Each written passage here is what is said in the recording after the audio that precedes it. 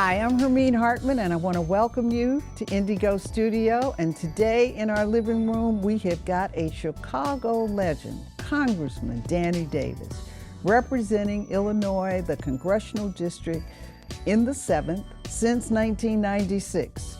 He's been a steadfast voice for social justice, healthcare, education, and economic opportunity. From his early days as an educator and then a community organizer to his decades of leadership in Congress, he has dedicated his life to uplifting people and improving neighborhoods across Chicago and beyond. We're going to have a candid conversation. We're going to talk about his journey, his vision for the future, and his thoughts on leadership, legacy, next generation. This is what we do at NDIGO Studio. We have real conversations and go way beyond the headline. NDIGO Studio, NDIGO Studio, NDIGO Studio. Welcome, Congressman Davis. Well, Hermine, thank you. Thank you very much. And I am so delighted to be here with you. Thank you. Because as I remember and I think about activism and African Americans who've been engaged in Chicago as long as I've been here, Hermine Hartman. I ain't been here that long. Don't be making me old. Well, just as long as I've been in Chicago, because I didn't grow up in Chicago. I grew up in Arkansas. So tell me how you got to Chicago from Arkansas and how you got, most importantly, into public service. Well, you know, we always say that Arkansas is the only state in the Bible. People ask how, and I said Noah looked over his ark and saw. Arkansas. And so Arkansas. but it's a good place to be from. Danny, the only state in the Bible, is that what you said? Bill Clinton and I used to jokingly say to each other, the motto was land of opportunity. And because we both loved the state enough, we could say the first opportunity we got, we left. But we knew we didn't mean it, and we knew that it was wonderful to be, he's from Hope. Lucky, I came here, grew up in rural America. My parents were sharecroppers, wonderful people, just super delightful individuals. First school I went to was a one-room school where Miss B.D. King taught 8 grades, plus what we call the little primer and the big primer by herself. But I managed to come to Chicago out of college.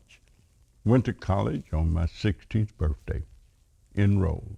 I had $20, and a $50 scholarship. And somehow or another, I managed to make it. My sisters lived on the west side of Chicago, so when I got out of college, I came here and lived with them. What did you major in? I majored in history and government with a minor in education because I wanted to be a teacher. So how did we get from education to community organizing to alderman to county commissioner to Congress? That's been the political trail. How'd you do that? Well, I got a job. I worked at the post office for a year, but I knew I was going to teach, and then I just went ahead and started teaching and decided while teaching, before I got a master's degree in history, because that's what I really wanted to do. I was teaching inner city young people in the North Lawndale community of Chicago. That's where I met Alderman Ed Smith. Ed and I both were teaching at the same school. We taught a special school for overaged underachievers, meaning vice lords, Egyptian code, Roman saints. And many of those individuals managed to do extremely well. But I decided that rather than doing this history piece, that I better learn about the young people, so I switched over and decided to become a psychologist. Got involved in healthcare organizing, and we began to try and educate people. And that really led to politics. The 60s was such a wonderful time because That was a transformational time for let America, me tell you, wasn't it? Dr. Martin Luther King was in town. We got a chance to meet Dr. King, although we had Dr. King speak at my undergraduate school at a commencement. But King really came to Chicago and organized us, didn't he? Came to Chicago and was right in the area where I lived and worked. And so caught up in the movement. I mean, that was the real. And that was the political impetus. Oh, met a lot of the activists, Tim Black and Bob Lucas. Bob Lucas and I worked at the post office together. Jesse Jackson, Jesse Jackson. Nancy Bush, Jefferson.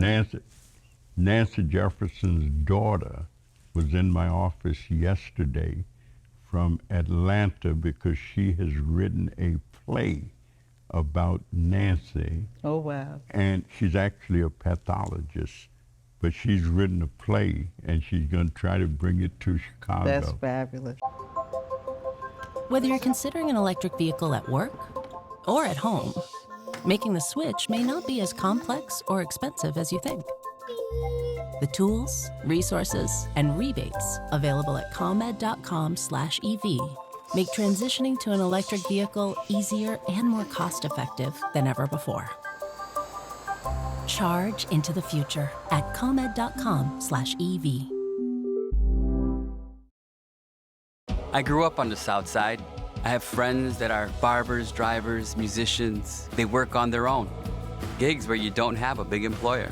It's not easy to get insured. At Get Covered Illinois, we're here to help. Across Illinois, 500,000 people access health care through Get Covered Illinois. That's why open enrollment at Get Covered Illinois is such an opportunity. But it all ends January 15th. At ComEd, we understand a little help can really make someone's day. That's why we provide financial assistance and billing options to help you pay and manage your electric bill. Use the ComEd Smart Assistance Manager to discover bill assistance and savings options designed with you in mind. It's not easy to get insurance. At Get Covered Illinois, we're here to help. It's one place where people can compare plans and prices and also get help with their premium. Get Covered Illinois, we're here to help. Indigo Studio, Indigo Studio, Indigo Studio. Where is America right now? You are 25 years in Congress, seniority, Ways and Means Committee. You've brought back $1.4 trillion to your district. You have been the congressman in your district, but we really look up to you as a congressman of Chicago. Where is America at this time? The people in my district have been so wonderful.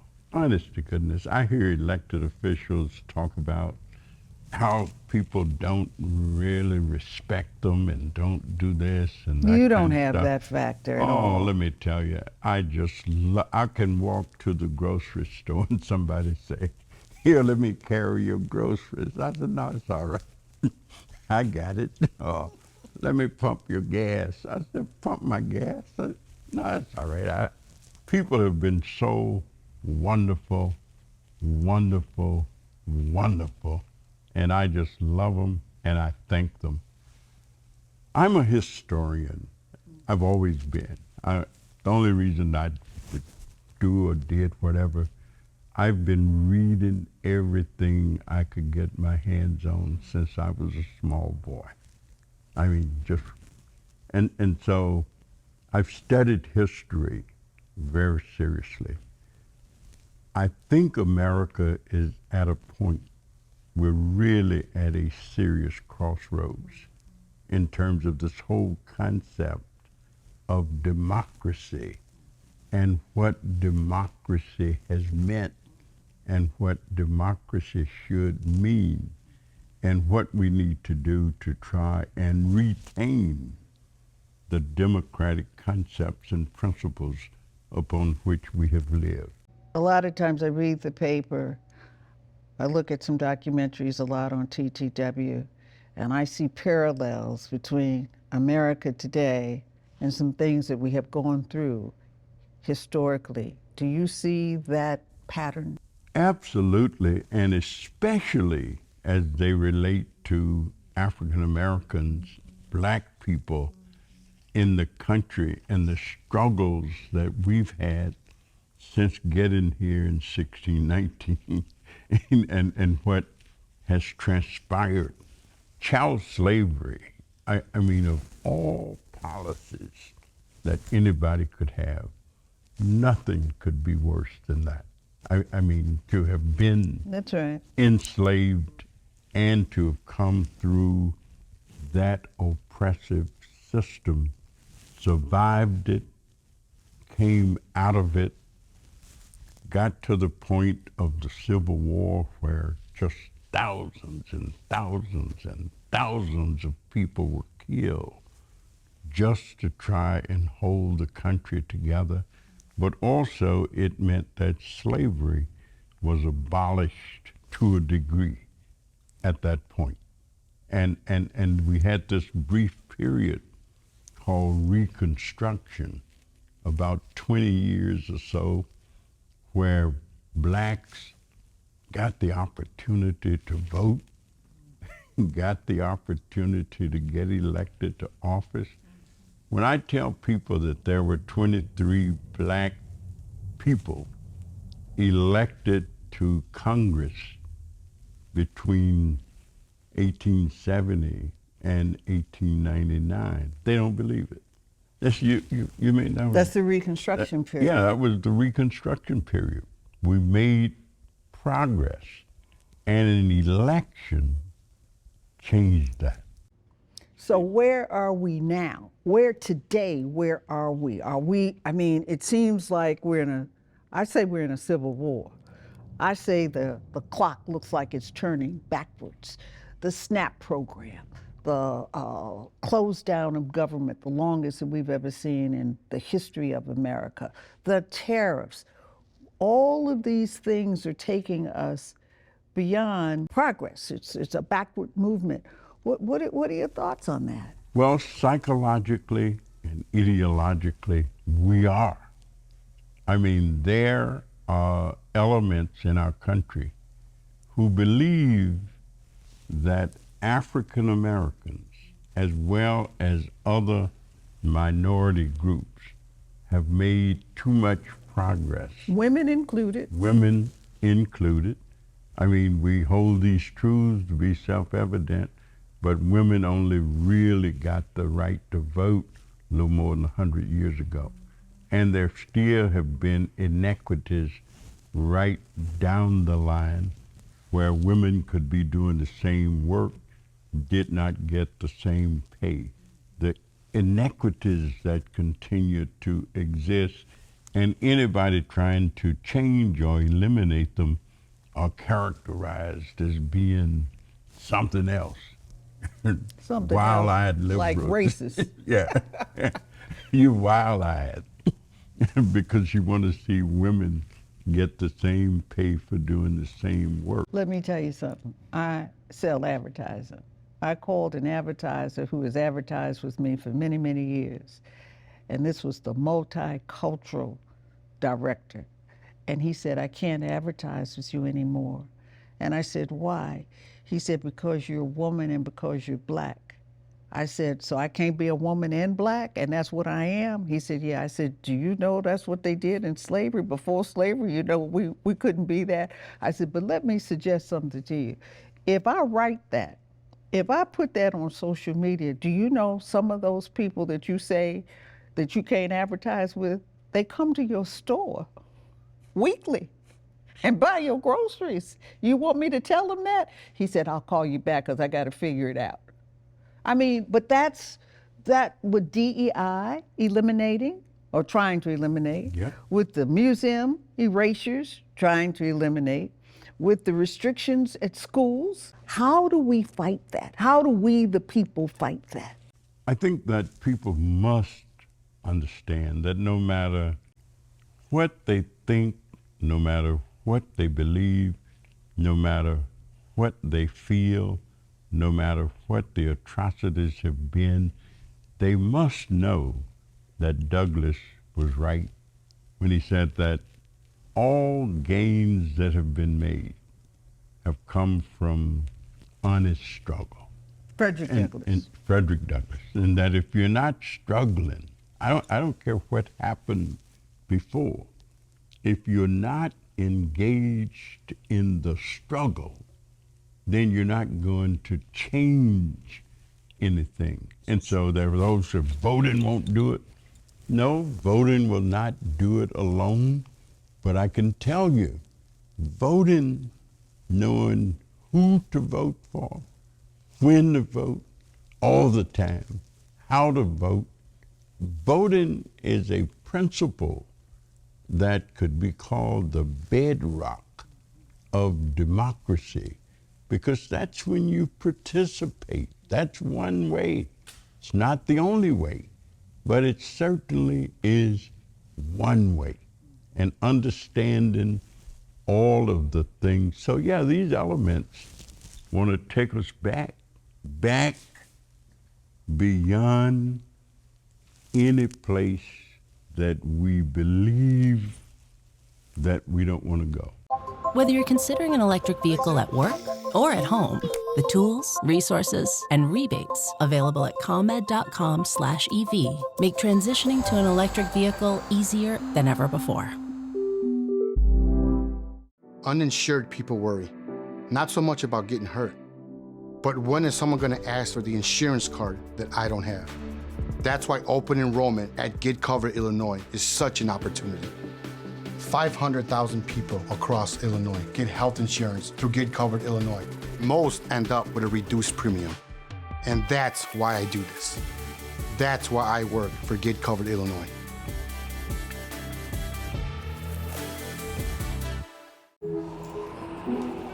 At ComEd, we understand a little help can really make someone's day. That's why we provide financial assistance and billing options to help you pay and manage your electric bill. It's not easy to get insurance. At Get Covered Illinois, we're here to help.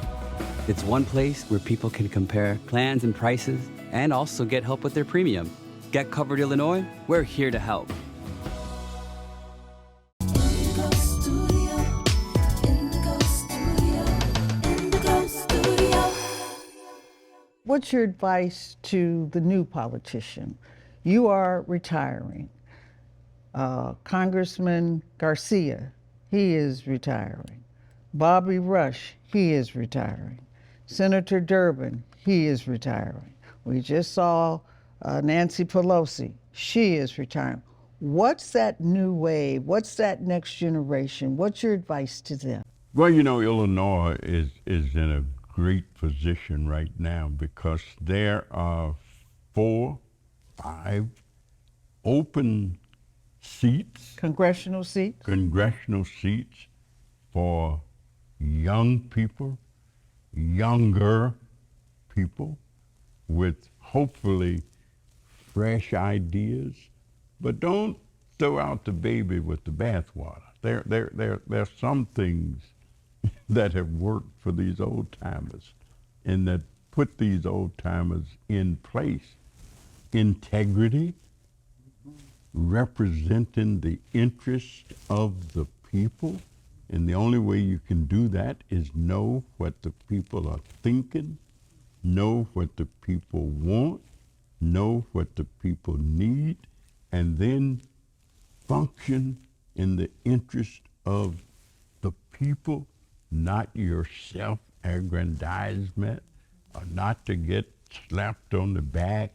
Don't just focus on the small group and don't just focus on your inner circle. But what about the difference between representation and leadership?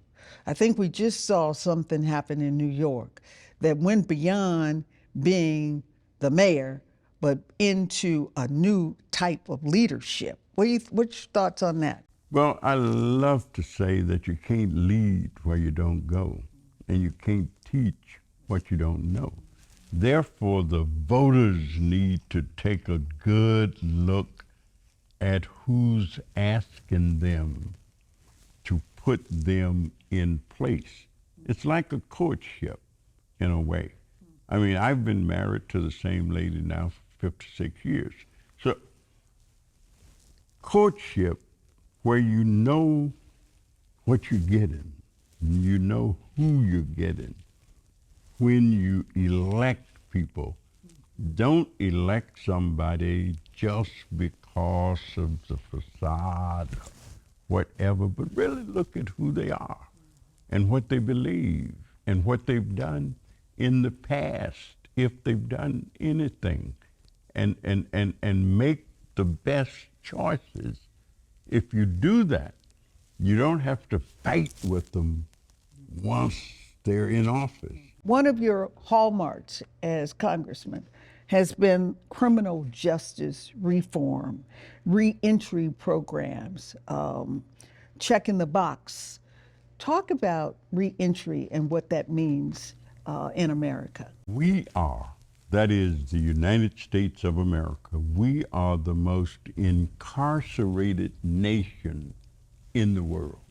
There's no country anywhere in the world that have more of its people incarcerated and detained than the United States of America. Right now, there are 2.2 million people in jail, prison, and of course, disproportionately, African American males are the biggest part of that population. Is it the modern day slave system?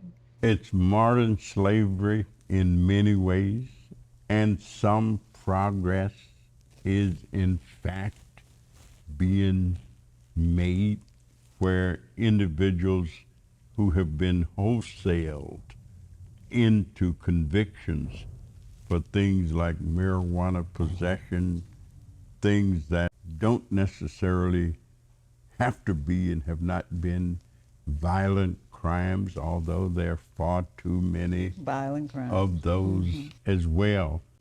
At one of our town halls way back, I asked a question. I said, what's a big problem affecting this particular community? And somebody said the number of our people who are in jail and prison. And we started our work on reentry in a very serious way to try and make that happen. It's hard to find a family, for example, in inner city America that has not been affected and is not affected in some way by somebody in their family that have run afoul of the law, or to find somebody who has not become drug addicted, or to find somebody that's not involved extensively in opiate use. And so all of these things are individuals who make up a large part of the population. And if we don't address those problems, help those individuals, the idea of become equal and experiencing equality, it's kind of far-fetched. So we've been fortunate to pass something called the Second Chances Act.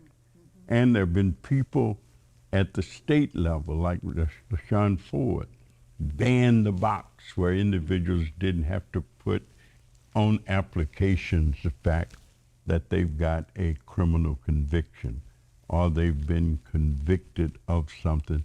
Because when you have these kind of experiences, there are a lot of things you can't do. That's I right. mean, you can't get a license to do this. You can't- Employment. Some people just won't even look Don't even at try you. because Yet they're restricted. there are other people who've started. I know individuals who are college professors. I know individuals who are outstanding business people.